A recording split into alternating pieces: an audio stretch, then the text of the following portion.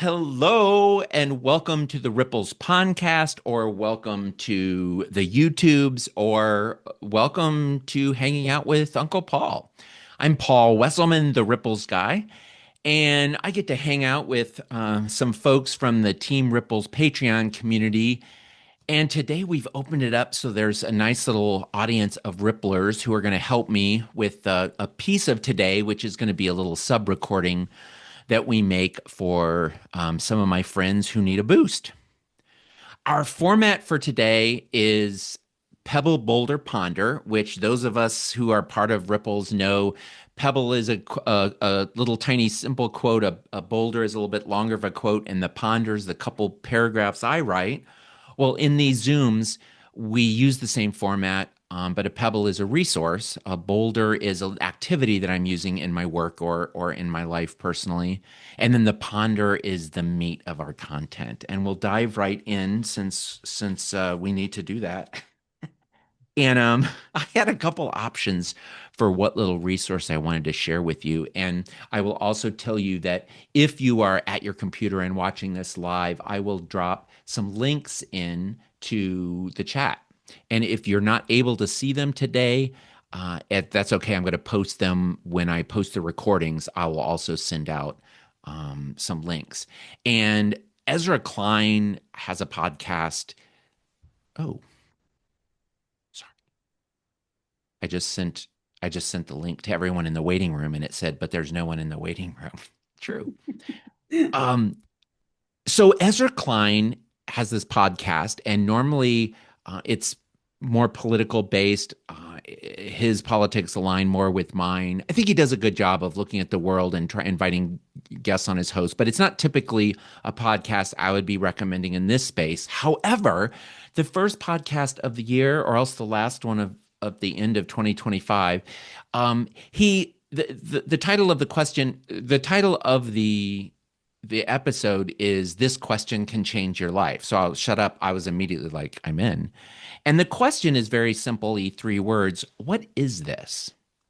And he talks about he meditates regularly, as do I. And he talked about coming across a book written by Stephen Batchelor and I think his partner. And it was about this question: what is this? And they lead whole meditation retreats. Well, in fact, in one case, it's a 90-day retreat that is mostly silent and mostly just pondering the question, what is this? And I found myself mostly just listening to the podcast at first and thinking, oh, that's interesting. And I would never do a 90-day retreat. I couldn't handle, I don't know if I could do that at all. But this question really started coming to me after I listened to that episode. And I have meditated on it. I have posted it up. I actually took Play-Doh and made letters. What is this? And put it up on my whiteboard because I really wanted that to be sort of like this question that was sitting there. And it looked so cool. I used all different colors. I spent maybe, I don't know, an hour and a half rolling out Play-Doh and making what is this? And it looked so great. And I came in and the W had fallen off the next morning. And then one by one over the course of the next day and a half, it turns out Play-Doh, when it's soft, is very gushy. And when it gets hard, it's not sticky at all. And it just all fell off. And so I came in the second morning and there was no question anymore. And there was a pile of letters along on the floor. And my reaction was not disappointment. My reaction was curiosity. What is this? Maybe this means I'm just supposed to think about that question for 2 days and let it float to the back of my mind. Or maybe this means I'm supposed to be persistent and come up with a different way.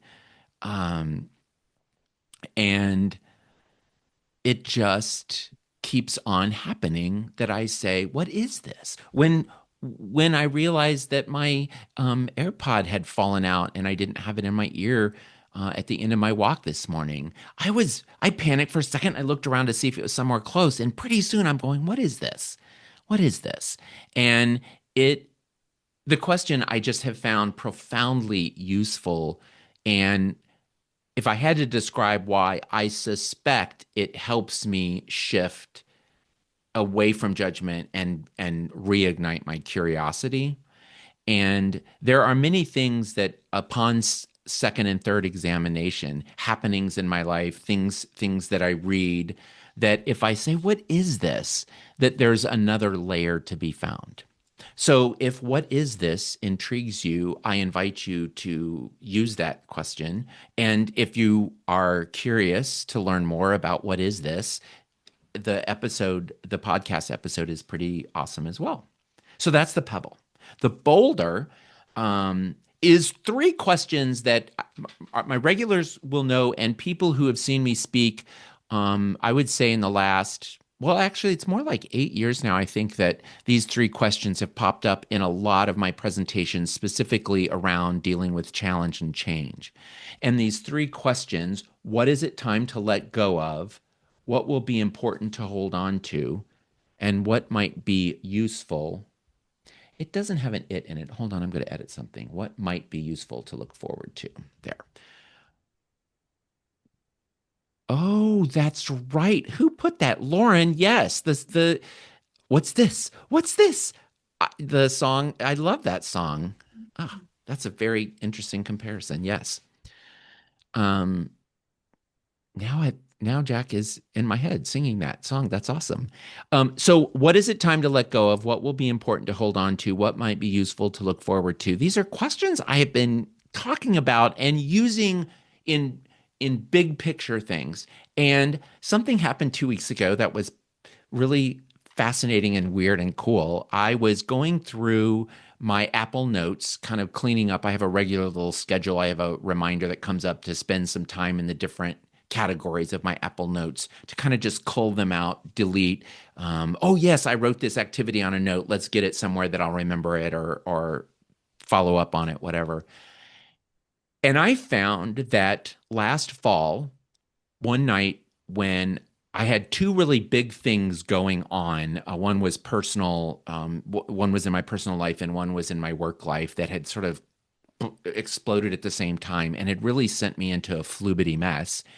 And I had woken up in the middle of the night. My phone is on. Um, Whoops, sorry. Silence your cell phones. And I had opened in an attempt to get back to sleep. I woke up with my brain swirling about not one, but two big things. And I had opened up Apple Notes and I had created a um, Apple Note file. And I had asked, what is it time to let go of? What might be important? What will be important to hold on to? What might be useful to look forward to? And I had spilled out a long paragraph to answer each one. I had completely, when I first started reading this, I was like, where did I paste this? Like, I didn't recognize it. I had to look at the date and time it was created. And then slowly, I'm like, oh, yes. I don't know what made me think of using these as journal prompts in the middle of mess.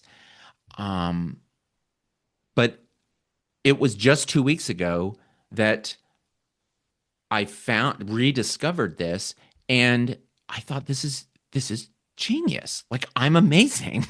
And I started over and over again throughout the last 2 weeks. There have been so many times where it's relatively small stuff. And I'm like, what do I need to let go of here? What do I want to hold on to? And then what I like about the third question, what is it? What can I look forward to? Generally, how I think of it as this thing that I'm dealing with right now, there's going to be another side to it. What's on the other side so that if I'm struggling to deal with it, I just can remember, oh, yeah, there's sunshine over there. There's something better over there. There's the next season of Ted Lasso is over there, or whatever. I started to say Bridgerton because we've been anxiously awaiting that, but that dropped. And I guess the other half of the next season of Bridgerton is coming up in a few weeks. And so I asked you, is there a way, whether you've heard these questions before or not, is there a way you might be able to apply them on a smaller scale to handle, to help you navigate everyday things that are going on? What is it time to let go of? What will be important to hold on to? What might be useful to look forward to? And with that, it is time to dive into our ponder content.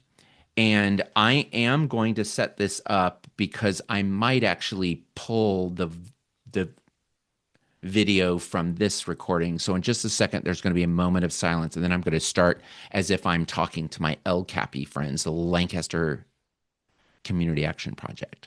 But of course, I'm still talking to you all too. You still have to listen. Hello, El Cappies. It's Paul the Ripples guy. Do you remember hanging out with me last fall? I think about you all the time. I learned so much about the important work you did, and I had so much fun hanging out with you in Lancaster last fall. And I've loved making these little follow-up videos for you. Today, I have this little sticker to talk about. We hopefully packed up some with some other goodies for you to get before or after you watch this video. And this little sticker is just a big yellow smiley face, and around the edge it says, "Think better, feel better, and do better."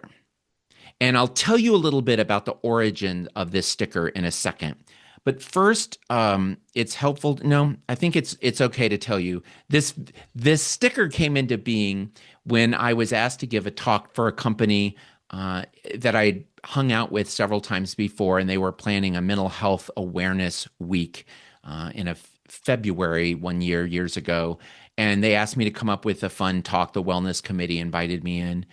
And I had remembered that these three things, and just to shorthand this for you, I think it makes sense to all of us that how we think affects how we feel, affects what we do.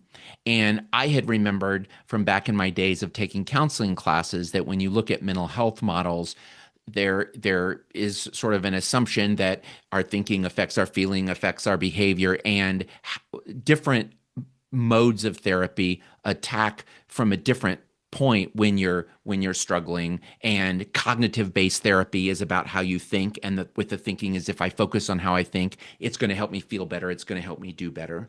Whereas behavioral therapy is really focused on what's the behavioral intervention, what do we want, just do it no matter what. Trust me, it's going to help you think better and feel better. And then there's that idea of therapy that's, tell me what you're feeling, let's process those feelings, with a goal of getting you to think more clearly and do the things that you want to do so that you can have a fulfilling life. Well, a few years ago, I picked up a term. I think it was from my P&Gers that I hang out with here in Cincinnati, actually a little bit everywhere. P&Gs, a lot of places. But I've learned that it's a term in the business community to talk about vicious cycles, like downward spirals, where you have things that build on each other and send things spiraling downward. And they tend to call those vicious cycles. And the opposite of a vicious cycle is a virtuous cycle, that where behaviors or to-do lists or whatever different things that happen build positively on each other. And so what I ended up doing with our little think better, feel better, do better is I'm calling these thrive loops. And I came up with two terms, two different loops to help us understand this. And when I practiced doing this a couple days ago with some people, they suggested I have some visuals. So the first one is the virtuous cycle of flourishing. And this is when our thoughts support us, our emotions energize us, and our actions align with our values. And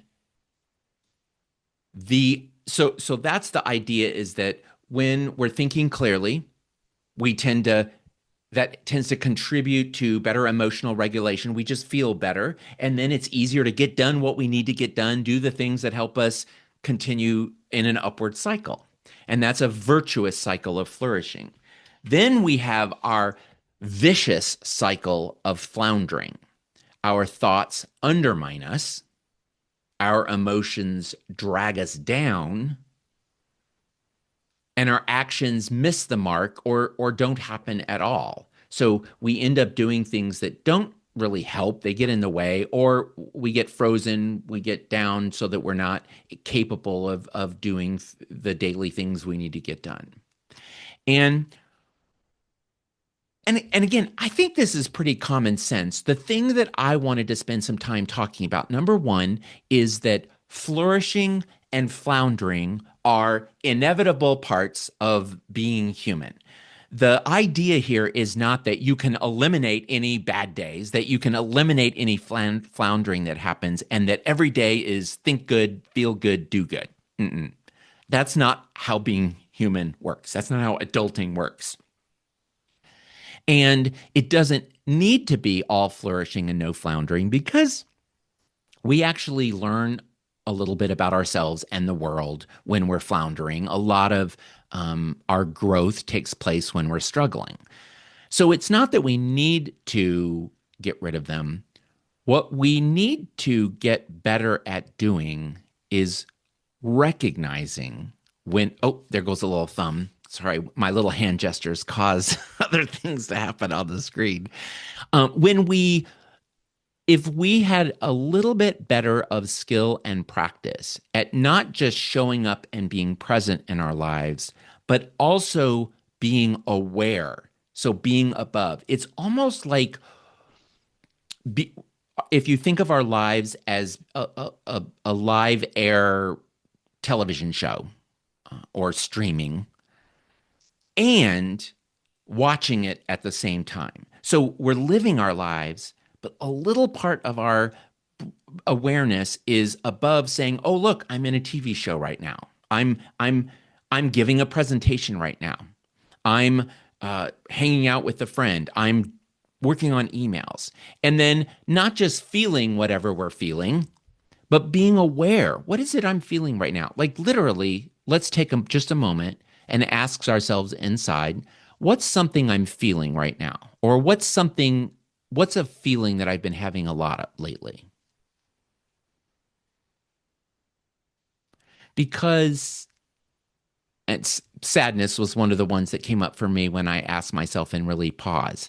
And when you're able to identify what your emotion is, you're not just a person who's feeling that emotion, you're a person who's aware that you're feeling that emotion.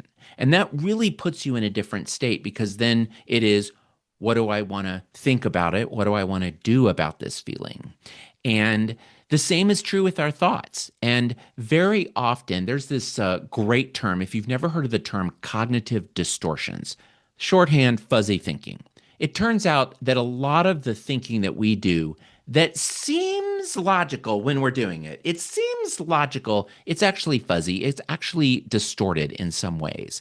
And if you've never heard this term, it's worth Googling and just going finding because one of the interesting things about this concept is some people's lists, there's like 15, some people say 20, 25, but there's really these I would say 10 or 12 really common ways that we distort our thinking and looking at a list and saying, oh, I see the ones that I do. Like one of them is called mental filtering. And it's where anything good that happens, anything positive, any positive feedback you get just falls right through the filter and it goes it goes away. You don't hold on to it. But if something bad happens, if something problematic happens, if somebody says something bad about you, it catches in your filter and you stew in it. You obsess on it or you just keep on thinking about it.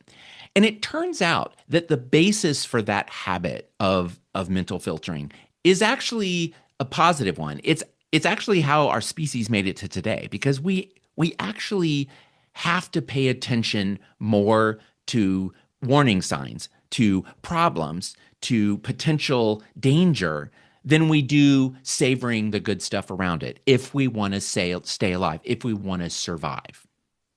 If we want to thrive, it's really, really important that we learn how to balance the worrying about the bad stuff, being constantly planning for what if things go wrong. We got to learn how to do the positive too, with awareness, with cueing in and asking ourselves, is this useful right now? Is this personalization is another one of the cognitive distortions that I'm guilty of doing a lot, where somebody will do something out on the roadway and I will do it like they are doing this to me as opposed to they're just driving to work and they may not have even noticed me. That there's a lot of behavior that gets done in the world by other people that really isn't about us.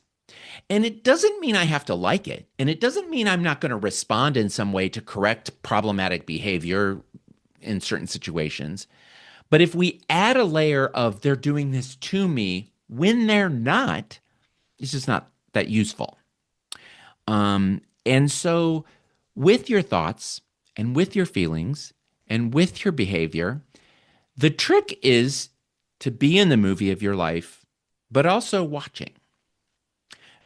And if you identify a situation, and I will tell you, I mentioned practicing this presentation. I had a chance a couple days ago to practice this with an audience of a couple dozen people, and it didn't go well as I wanted it to. It didn't go as well as I had my expectations, and I kind of became unglued afterwards, and my partner was like, "What's going on? Did it not go well?" I'm like, "Oh, it's fine. I got but it was so clear that I was flubity. I was just in this weird state, and it was so great because this model was so fresh in my mind because I had just presented it that I was able to go, "Stop.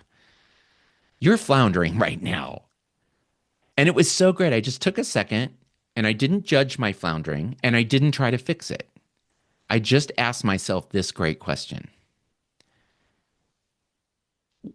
Which which one of these three things, they all affect each other.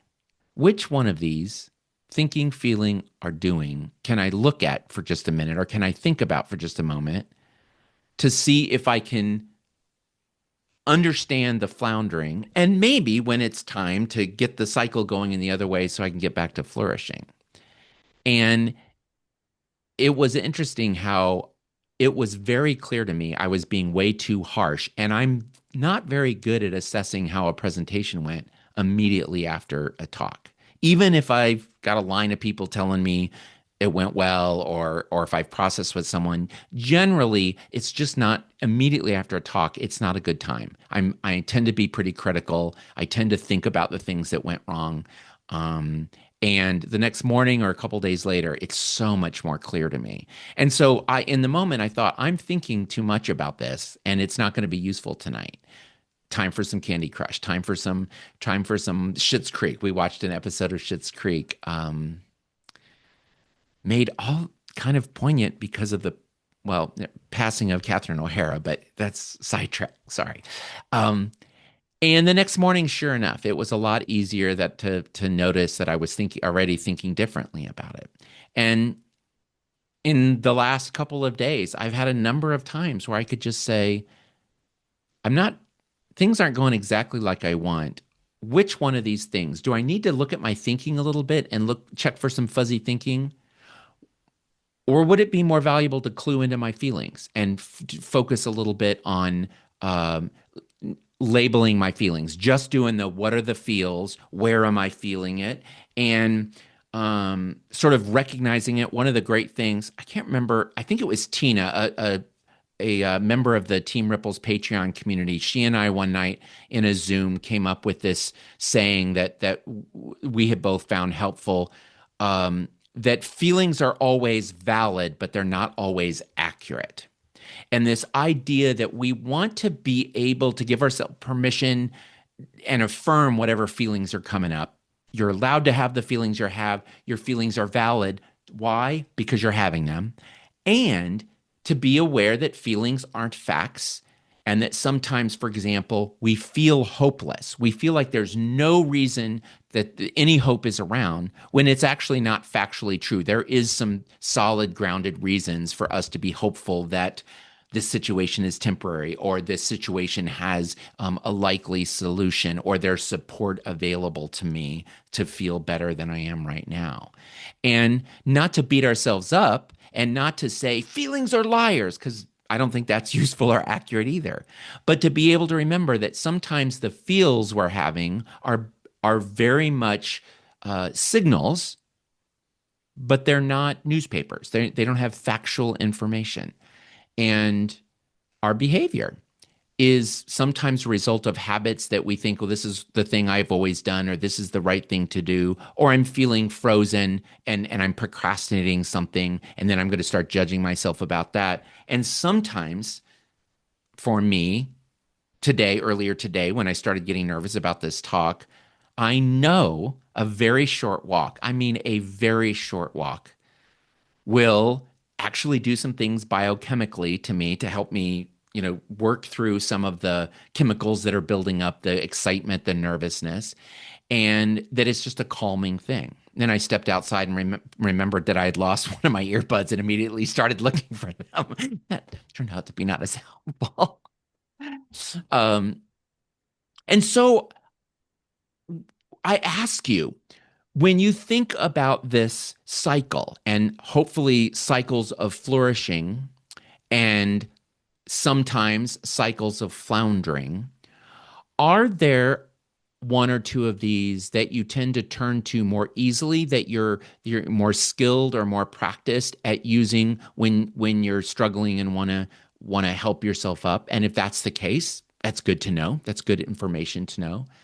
And if there's one or two that you don't use as much, is it worth learning a little bit more or getting curious about how you might be able to use them in a classroom setting, in a situation with a colleague, when you're dealing with something in your family and you realize, I'm not bringing my best available self to this right now. What would it take for me to flourish instead of flounder? And you can think, something to think about. Maybe look at my feelings.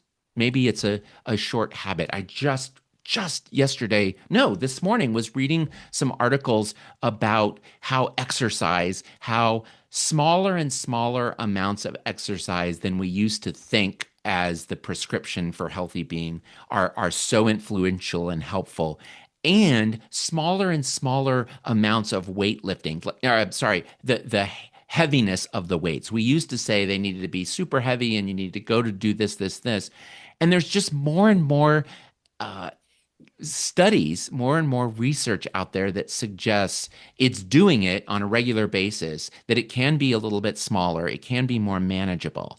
And I think it reinforced for me one of the things I teach in so many of my time management and productivity workshops is that consistency is so much more valuable than intensity when you're trying to change behavior, when you're trying to initiate new behaviors, when you're trying to develop new habits. That it's so much better if you're wanting to work out more to show up for 5 minutes and do 5 minutes of something most days and do that for several weeks than it is to kind of force yourself to go to the gym and spend an hour a few times, which is it's the more intense solution.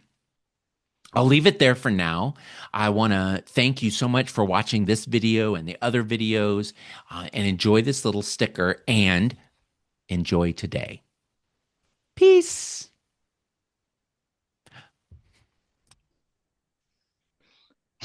I forgot the peace sign brings balloons. Oh my goodness. Well, if you're gonna Um, edit, if you're gonna edit, you can edit that too. I can edit that out. Yes. Yes. Did it? Why Well, would you yes. edit out the balloons? would you want Why? to? They're Leave it in. brilliant. Oh, point taken. All right. You're right. It's not like, yes. Oh, fair enough.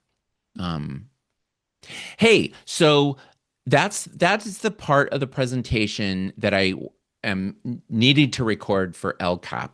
And we're going to wind down this episode of the podcast, this YouTube video, and then I'll have a chance to say goodbye to the people that are with me live.